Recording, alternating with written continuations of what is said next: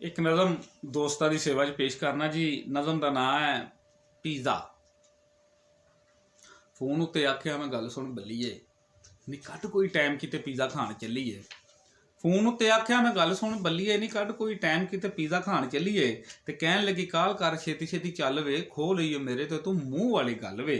ते जदों कवें जिथे कवें उत्थे चन्ना आवांगी, जदों कवें जिथे कवें उत्थे चन्ना आवांगी। तेरे लिए मैं बुल्लां उत्ते सुर्खी भी लावांगी। तेरे लिए अपनी ये जान तली धरां मैं, तेरे लिए अपनी ये जान तली धरां मैं। गुस्सा जे ना करोगे ते एक गल करां मैं। तेरे लिए अपनी ये जान तली धरां मैं। गुस्सा जे ना करोगे ते एक गल करां मैं। ते अज तक निकली नहीं कली घरों बाहर वे, सुन लिया मां ने ते देना ही थां मार वे। अज तक निकली नहीं कली घरों बाहर वे, सुन लिया मां ने ते देना ही थां मार वे। आखो जे ते भाभी नूं मैं लै आवां नाल जी, मां नूं मनावेगी वो बड़े दावां नाल जी। ते आख्या मैं बन जावे होर ना कोई मसला, नी नवें सिरे तन जावे होर ना कोई मसला।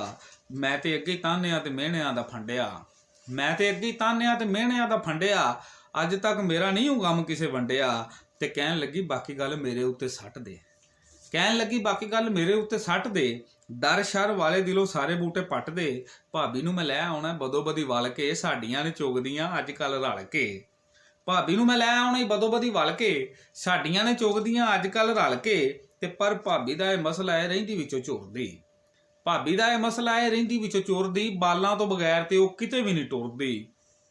ते भाभी कोलों बाल जरा जिन्ना भी नहीं डरदे, भाभी कोलों बाल जरा जिन्ना भी नहीं डरदे। दिसे जे ना प्यो ते ओह चुप ही नहीं करदे। ते पिकनिक जांदी भाभी जिथे भी मनाउण लई, वीर मेरा जांदा नाल बालां नूं खिडाउण लई। पिकनिक जांदी भाभी जिथे भी मनाउण लई, ते वीर मेरा जांदा नाल बालां नूं खिडाउण लई।